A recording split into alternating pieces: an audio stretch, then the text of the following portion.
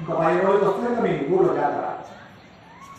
మీకు గొప్పగా హోలీ అనే పండుగను చాలా వైభవంగా జరుపుకుంటారండి ఈ దర్శకుర్తి గ్రామంలో.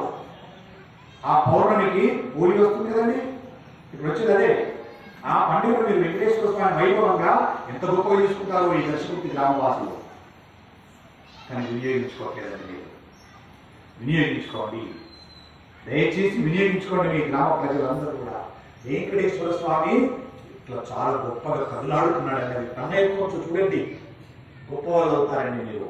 మీరు వినియోగించుకోండి, ఆ స్వామిని నమ్మండి త్రికరణ శుద్ధిగా. అయ్యా నీ ఉన్నావు ఇక్కడ నమ్మండి, మీరు వినియోగించుకోండి, ఆయన ఆశీర్వచనాన్ని పొందండి. అయ్యా మాకు లేదంటే నేను గట్టాపక్కగా చెప్తాను. మీ వెంకటేశ్వర స్వామి యొక్క దర్శనం మీకు లేదు, ఉన్నాడు అంటున్నారు కానీ త్రికరణ శుద్ధిగా నమ్మట్లేదు. మీరు వెళ్ళి అక్కడ చూస్తలేదు మీరు ఆ దర్శనాన్ని. చూడండి, దర్శించండి, పొందండి. ఈ సంవత్సరం నుండి ప్రారంభం చేయండి. అద్భుతమైనటువంటి శేష రూపంలో ఉన్నాడండి.